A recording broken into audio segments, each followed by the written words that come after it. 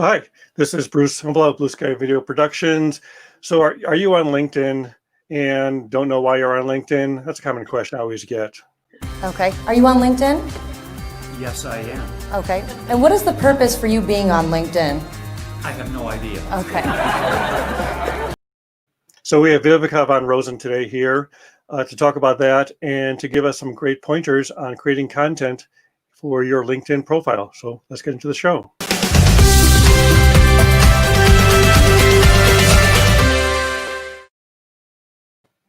So hi, Viveka. Hi, your intro video is way better than mine. Can I steal it? You can definitely steal it. It's like you do this for a living or something.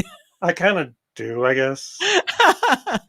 That's the difference between, I guess, LinkedIn and YouTube, but you're on YouTube as well. Yeah. We're everywhere. And actually, I was going to bring this up at the very, very end of the show, but you're also on LinkedIn Live. Yeah. In fact, it's funny because we had Annette McDonald, who's the founder of Easel, on my live yesterday, which was a surprise live because, timing in Australia. So you picked a better time to do lives. But we were just talking about video and overlays, and I'm graphically impaired, so I'm kind of at a disadvantage with someone who's so video savvy. But you've got a producer. You don't do this by yourself, right? You've got a team. We've got a team now. So for a while, it was just me.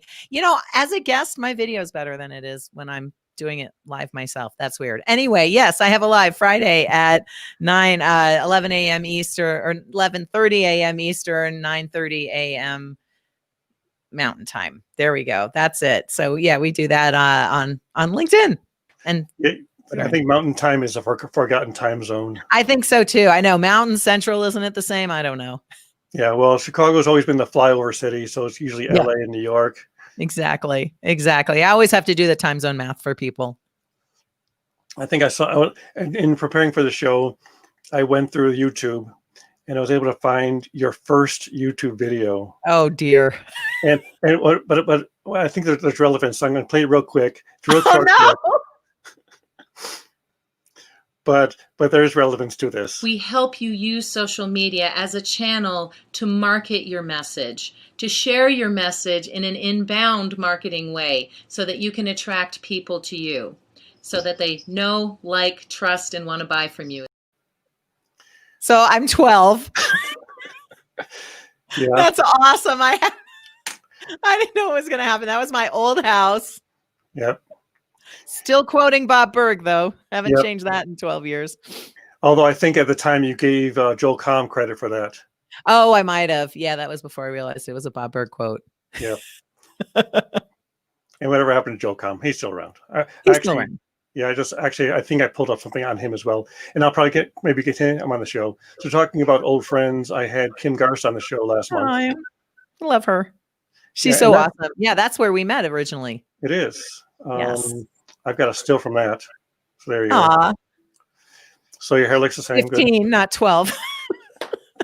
The bangs had grown out. The hair's a little longer. But you've been doing LinkedIn for a while, because I actually went through the timeline through history, and AOL started in 85. Google started in 98. Yeah. LinkedIn was 2002. Yeah, 2000. I think it launched publicly. Well, it launched to the public in 2003. But right. they were in their living room talking about it in 2002. I didn't get on until 2006. So I'm a late comer to LinkedIn.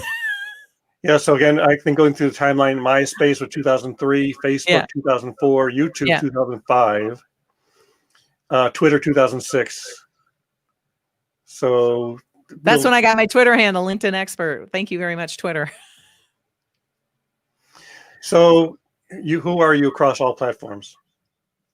We're a little different. So my own personal, I'm at LinkedIn Expert on most of the platforms, but professionally, so I'm at LinkedIn, or I'm LinkedIn Expert on LinkedIn, LinkedIn Expert on YouTube, LinkedIn Expert on Facebook, LinkedIn Expert on Twitter, LinkedIn Expert on Insta, which I'm never on. But we also have our Facebook Vengresso channel, our Facebook, YouTube channel, or I'm sorry, our Vengresso YouTube channel, our Vengresso Facebook channel, our Vengresso company page on LinkedIn, etc. So it's either one or the other. Just Vengresso or Viveka. I'll, whatevs. I'll show up. And Vengresso does not make soup, right? We do not make soup, nor are we a race car. I like that one better. Like most people just assume soup and add 2 S's. But yeah, someone else said, you're Vengresso. That's like an Italian race car. I'm like, well, that's a little bit better than soup. Yeah, because I kind of heard that, and I heard you refer to it a number of times, and it's Progresso is what you're kind of back in. Yeah, a lot of people think Progresso soup, which I mean, at least we're Vengresso progressive, so it's okay. Name association, I suppose. So let's see. Is anyone here? Yes. Hi. Hey, James. Thanks for joining us. So we are here. I think he probably tuned in early. Yes. Like 1 or 2 minutes early. Like, oh, where's the show? Where are they? We were chatting. Yep. And so talking about video. Yeah. Were we talking about video? Yeah. So I came across this algorithm, and I don't know, you have probably no idea what I'm talking about, but it's kind of a point scale to kind of not really game the LinkedIn algorithm, but more to kind of encourage you to interact and engage. So this is kind of what I found on the interwebs. and you can always trust everything you find on the interwebs. Yeah, right? I'm looking at this going, I don't think that's relevant to now, but nonetheless, I mean, it is good for people to obviously comment, share your posts, like your posts. Commenting is obviously more important than liking, although I would think sharing would be a number 2 because that gets it out to a bigger audience. But yeah, I have no idea. Like articles are, LinkedIn doesn't even like them anymore. I mean, if you even get like 10 views on your article, good luck with that. But I think what's important to know here, whether this is real or not, is video is important. And LinkedIn's algorithm now is based on what's known as dwell time. Okay. And so the longer someone spends on your video, the more, or on your post rather, the more likely LinkedIn is to go, oh, this must be a good post. Let's show more people. So it really has more to do with dwell time than anything else. And to that point, video, if it's a 2 or 3 minute video, obviously people are going to stay on there and watch it longer than just reading a quote or looking at a very brief infographic. So video still does very well on LinkedIn, even if those numbers don't matter anymore. Yeah. So again, I think even on YouTube, it's watch time. It's people how long you watch, and not only do you watch time, they want on YouTube, and may be the same on LinkedIn. Is the platform wants you to stay on the platform? Yeah. So if you have engaging content, and then you watch more engaging content or read more engaging content, exactly, you're spending more time. So does LinkedIn make money off of that, or do they just want people to engage?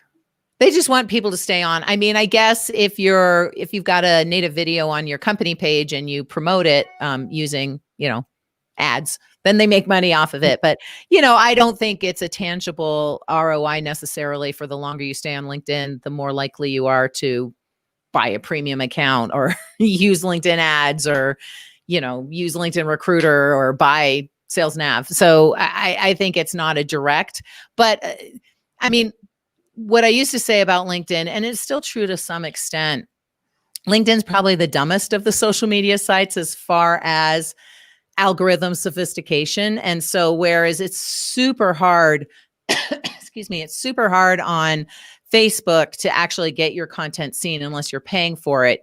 You really do have a good chance, because LinkedIn's just not that savvy yet. You really do have a good chance of getting your content seen on LinkedIn without paying for it. In fact, most people see something sponsored and they're like, next, so they won't even look at it. So I appreciate that LinkedIn is not as savvy in that way yet. I'm sure it's coming where we'll have to pay to be seen, but at least on LinkedIn right now, that is not necessarily the case. It's good content wins. So we titled this program Content Strategy. Yes. What types of content are there? I mean, what different types of content? Yeah. So excuse me. Of course, I got a tickle right before we started talking. There's articles, which are, which I was kind of like, meh.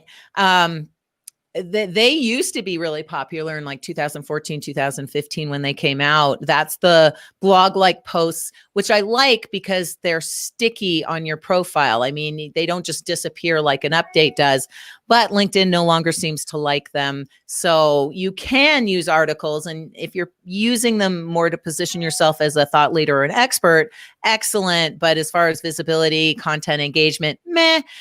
With the exception of LinkedIn also just came out with something called subscriptions, which is based on articles, but it's usual LinkedIn magic where who knows who's getting it and why. But that's really cool because LinkedIn will actually send an email out to your network going, hey, Viveka just shared a new article in her subscription, but I don't have that yet, so I don't like it. But I think the only way to get subscriptions is if you post regularly in articles, and I'm just not up to doing that right now. So that's one type. Everything else is basically either video or based on the update or the posting. So on updates, what's hot right now, which just cracks me up because it's so not hot, but if you upload a PDF or a PowerPoint in document, it makes like a carousel. And again, with the dwell time, people who stay on there and flip from, page to page on the carousel in the document or the PowerPoint or the PDF, that is getting a lot of visibility right now. And it's relatively new to LinkedIn. So it's like a new toy. So LinkedIn's giving it a little bit more oomph. So documents are good. As far as updates, you can do long form updates up to 1,200 characters. You can do long form updates plus a native video up to 10 minutes. You can do long form updates plus an image, and then they are doing polls. So LinkedIn added polls. Again, polls are doing pretty well because it's a new toy. There's kudos. So LinkedIn is beginning to add new features to the update section itself. And then as far as additional video type things, LinkedIn, of course, has LinkedIn Live, which you have to apply for. And LinkedIn's very stingy with, but it's giving it to more people. And they used to get blasted out to your entire network to the point where apparently some people found it annoying. But now it's only going out to a small group of people, which is unfortunate because it's nice to see 100 people on your lives. But, whatever, it's good. And then the other thing, which we don't have in the US yet, but that they have in Australia and a couple other countries, is LinkedIn Stories, which is like Instagram stories or Facebook stories, but they're not you don't have as many fun, cool things to play with. Plus, I don't know that stories, I think marketers who use stories well will see some impact. I don't know if people care about the day in the life of a computer engineer, so it'll be interesting to see who uses stories and why. And then of course there's ads, but as far as free stuff, there's a lot of different ways to share content on LinkedIn. Yeah, for ages, I used to try to keep my universes separate. My Facebook universe was different from my LinkedIn's universe. I was at this one conference where I was talking to a manufacturer of a camera equipment. Yeah. And he says, let's be friends on Facebook. Yeah. I said, well, usually my professional friends are on LinkedIn. Yeah.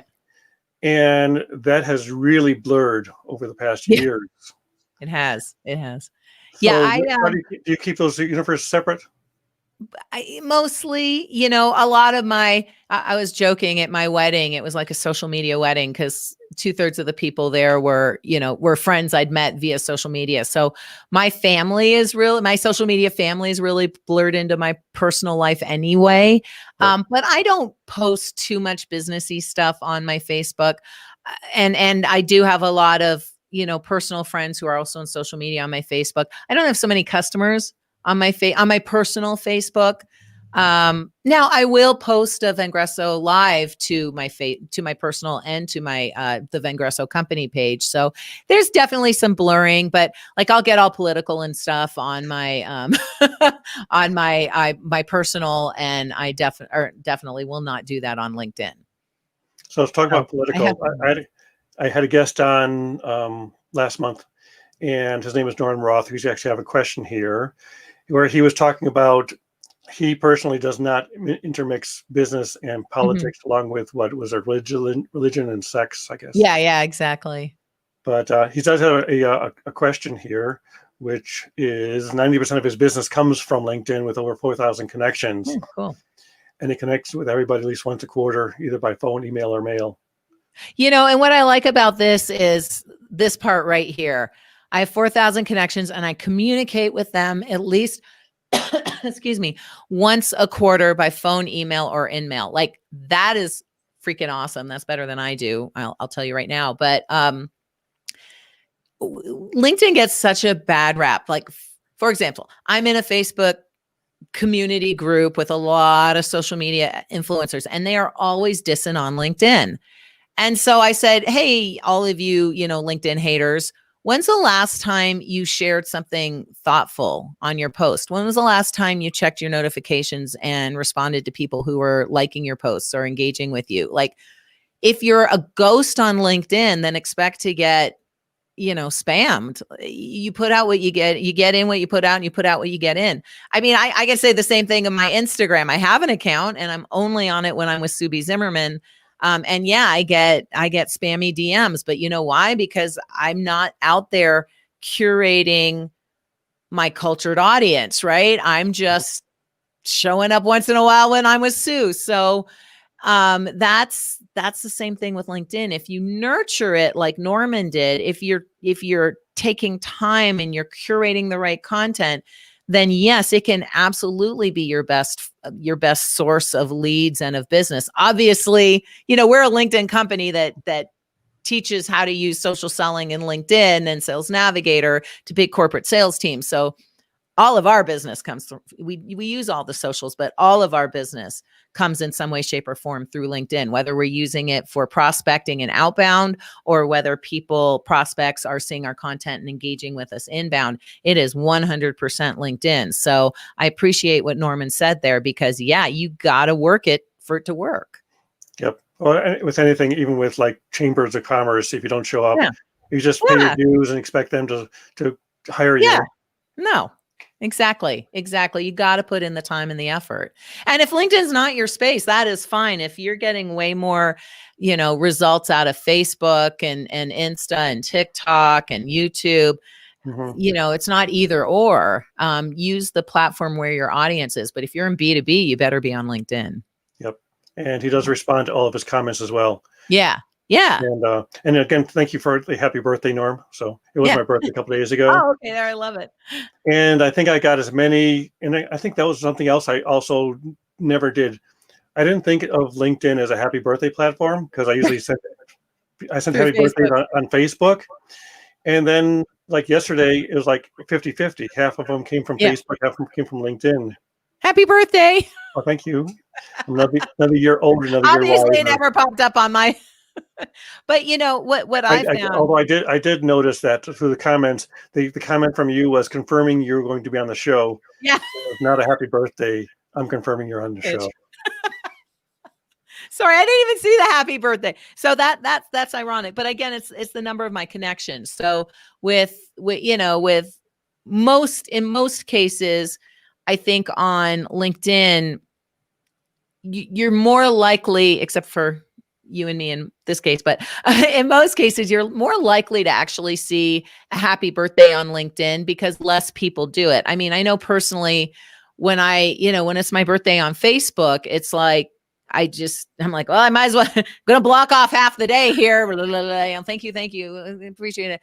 But on LinkedIn, I might get 2 or 3. So I think that congratulating someone on their birthday on LinkedIn, when you actually see it, is more powerful because your voice is going to stand out from everybody else out there. But don't use the predictive text that comes with LinkedIn, like take an effort like Norman did and how do you know each other? You know, what is it that's so great about being whatever the age is? You know, oh, you look younger. You know, don't use the default languaging.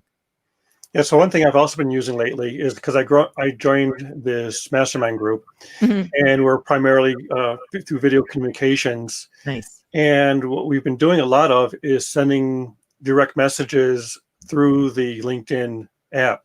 Yes. And Yes. the video and audio. I love that. Yeah, I've started doing that. It's easier to do the audio for sure. You know, it's just easier. I'm a terrible finger typist. Yep. I'm a terrible typist, whether I'm using my thumbs or my fingers. So, plus the predictive text is always wrong. So I just, you know, I'm a huge fan of the audio feature, but mobile only right now. And then we use OneMob.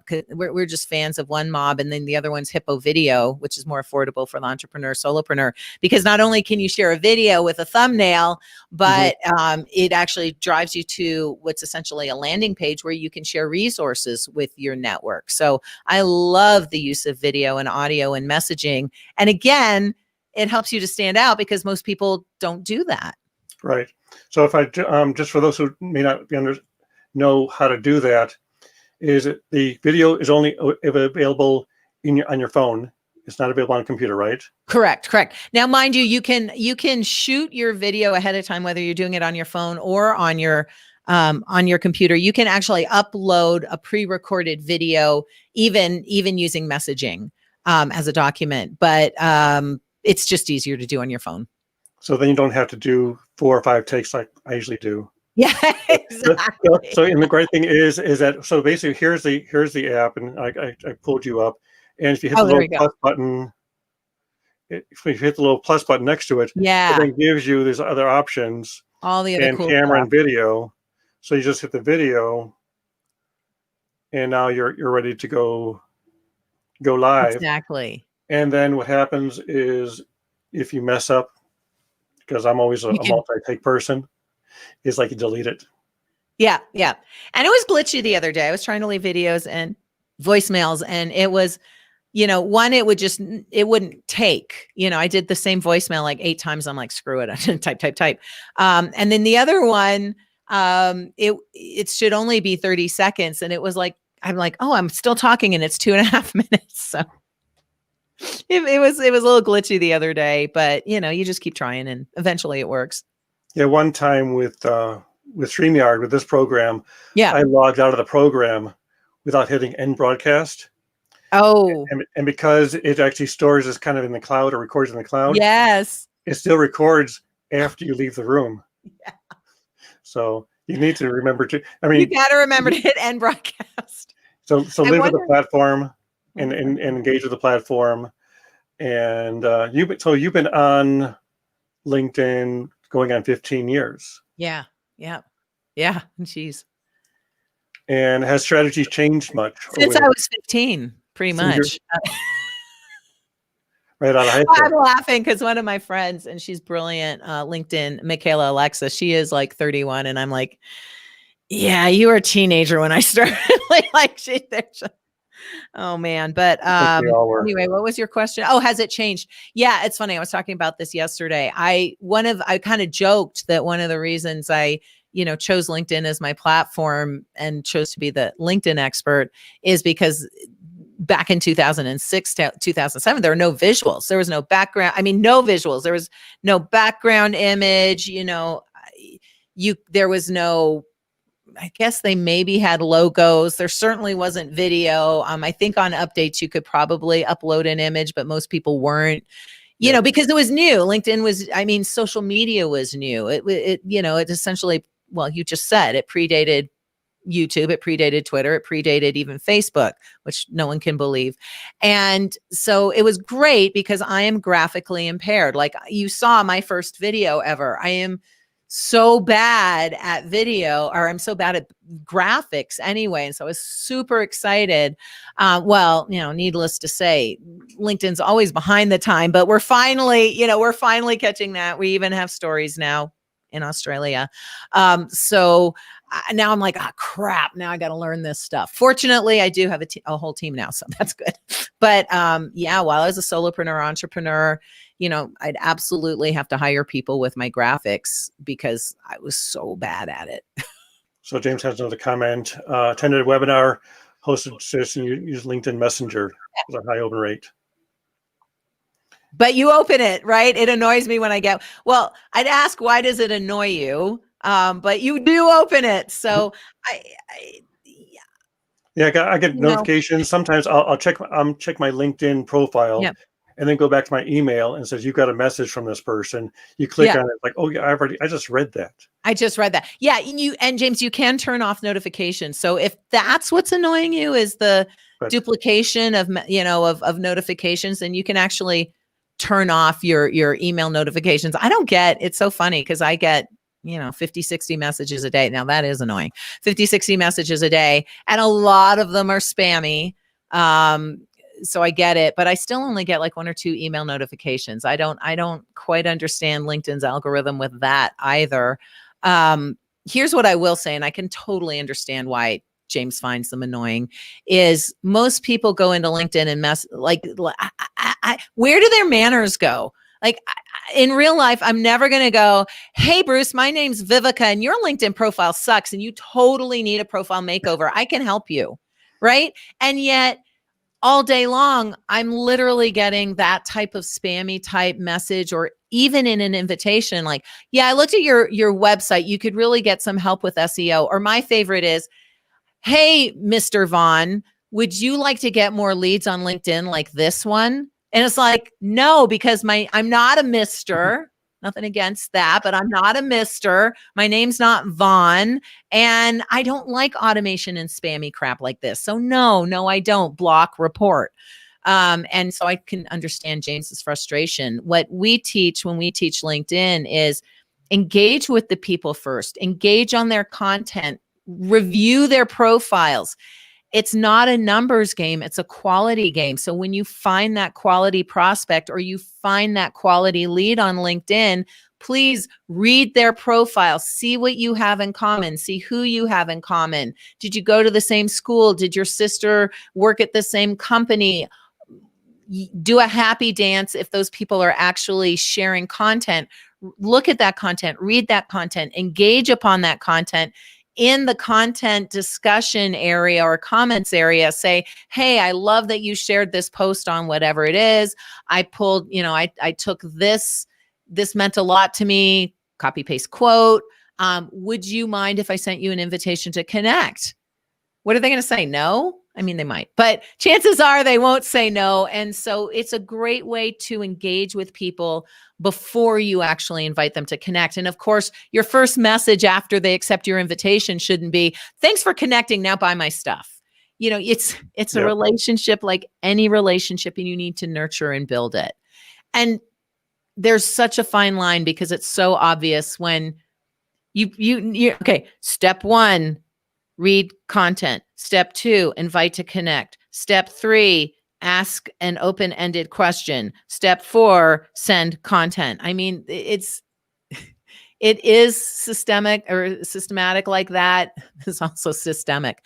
It is systematic like that. On LinkedIn, yes, it is. Be honest, be genuine, be authentic. Be natural tendency is, I have something great that you can really value, so come and buy from me. And I was going to actually talk to you about LinkedIn etiquette. Yes. Which you kind of covered. Yeah, because again, it is a process, and kind of like building your funnel, building a relationship. The same thing is if you in real life, you walk up to somebody, and I was actually one networking group where this guy just walked around the room. He walked into a small group of people talking, stand there for about a minute, then he'd hand everybody his business card and walk away. Yeah. Like, and that's how they use LinkedIn. I can almost guarantee it, right? Ew. I mean, I can't think of any situation where that would be okay, right? Like, and maybe they didn't, no one's ever taught him the etiquette of face-to-face networking, but ay. So we're almost out of time here. One thing I wanted to talk about is the use of the pronunciation icon. Oh my God, I love it. I love it. I love it. I love it. Yeah. So do you use it to add a little promo about yourself as well, or do you just yeah, kind of use your name? it's like the world's shortest elevator speech, but at least it's spoken and not written. So, I've got a difficult name, and everyone mispronounces not only my name but our company name. So I do start with, "Hey, this is Viveka Von Rosen, Chief Visibility Officer with Vengresso, and we help B2B sellers create more conversations on LinkedIn." 10 seconds. So it is actually pronouncing my name, which someone like you, I know everyone messes up your last name. It's definitely good. Or if someone messes up your company name, it's definitely good to add your name and your company name in there, but give them a real short, give them your tagline or give them your value prop. Also only available you can hear it on desktop, but you can only record it on your voicemail or on your mobile app. And it's the voice pronunciation in your profile when you go into the intro section right underneath, I believe, your headline, and you can add it there. But yeah, I would recommend, and it's free. I would recommend everybody do that. So I'm going to pull up this page right here. Oops, I got a birthday wish there. Oops. Yeah, there we go. So cleaning that up. So here we go. I'm not sure if you can hear the audio or not. Hey everyone, it's Viveka Von Rosen, Chief Visibility Officer with Vengresso, helping your B2B company create more conversations on LinkedIn. There you go. Yep. And that's great. And I'm not sure. I mean, I think the first time I noticed it, I clicked on it. I'm like, wow, that's kind of cool. But a lot of times people just kind of scroll right through and head on over to your content. And so what are some of the most important things to include in your about section or your experience section? And should you be writing it in third person or first person? Yeah, definitely first person. I say definitely first person. It depends on your audience. If you're a really old school lawyer and you work with really old school people, then they're going to expect third person. But 99% of the time, I would say, first person if possible. I do on somewhere in there, I think it was in the speaker, I have it in third person because that's the bio that I just say, hey, if you want to grab my bio, just go to my profile. It's in there somewhere. But my about section's definitely first person. Remember, this isn't a resume. I know that's how people use it. It is a resource for your buyer, or it's a resource for your audience, whoever your audience is. So you want to focus on what's in it for them. Why should they work with you? Why should they hire you? Why should they use your product? Why should they use your service? So the about section should really, really be focused on that. And will you pull up my profile again? Because I'm going to show a little ninja trick here. The other really cool thing is, this is the only reason I like articles. Go back up to the featured section. So LinkedIn has a new featured section, which you can put media in. So if you want a GIF to show, which doesn't that grab your attention? That's an article. So that's my LinkedIn Live article. So remember, I was dissing on articles before, but you can pull a GIF into your article and then you can feature that article, and it's gonna stay there, but that GIF is going to show up, and it just really grabs people's attention to go through LinkedIn and see that activity on your timeline. Whereas everything else is, even the YouTube videos are stagnant. But if you put a GIF in your article, I mean, don't just do it to do it. Have a good article too. I happen to list all of my lives. So if you want to watch a past live, you just jump through here. And then you can see, you can scroll down and see all my past lives and go in there. I still have to get the one I did the other day. But that's kind of a little ninja trick there as far as grabbing people's attention. But you always want your profile and most of the aspects of your profile, including your content, which you can put in featured or in your experience section. You want it to be a resource to your buyer. And that's what Subi Zimmerman we were talking about earlier. For those who don't know. Yeah. And where you're the LinkedIn expert, she is the Instagram expert. She is absolutely the Instagram expert. Exactly. Yeah. So I think I need to reach out to her more, because I think because there were 3 people I wanted on my show when I first started the show. Yeah. And it was you, Kim, and Sue. And Sue. And probably even Amy. Schmittauer, who's now Landino. Exactly. Exactly. If you reach out to Sue, reach out to Morgan at SubiZimmerman.com. She's her CEO. She's the one who actually reads the email. Excellent. I was trying to book. We go skiing together every year, Sue and I, and like I'm sending her all this information about, you know, well, I don't know if we're going to have a ski season this year, but you know, and I'm like, she's like, can you send me the info? I'm like, I just did. Oh, I don't read email. Got to do it through Instagram messaging. Right? Exactly. Well, when you have a platform you live on, you really live on it. You really live on it, which she does. So here's one last question before we is about groups. So yeah, LinkedIn's been weird about contact info. So what I've noticed is you can, and I've done this because I kept getting scraped into people's newsletters, and it's just driving me nuts because I didn't sign up for them. So I actually, even though my email address is visible a couple places in the actual text of my profile, I'm going to answer the question, I swear, into the text of my profile, I've removed it from the contact info section. So to your point, James,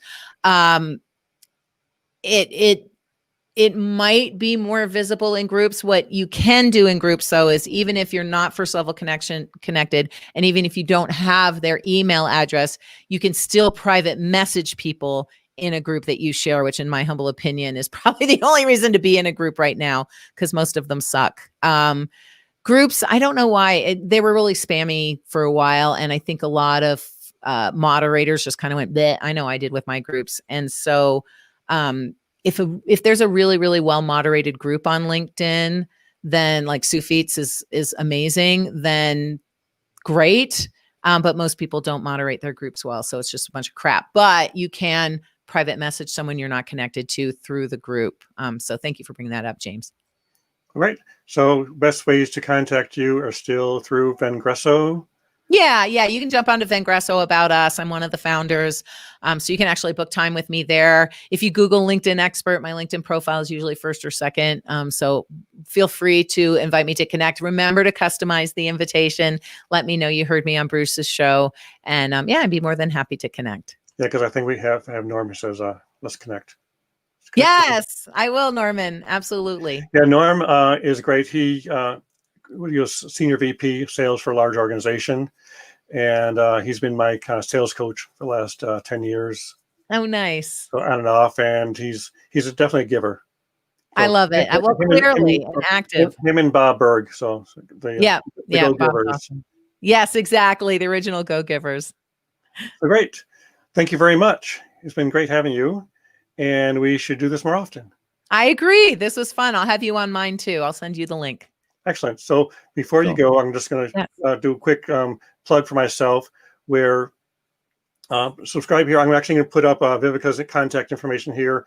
And if you're doing some YouTube videos, this actually shows up on YouTube more than anywhere else, is just click and subscribe here and subscribe to Viveka.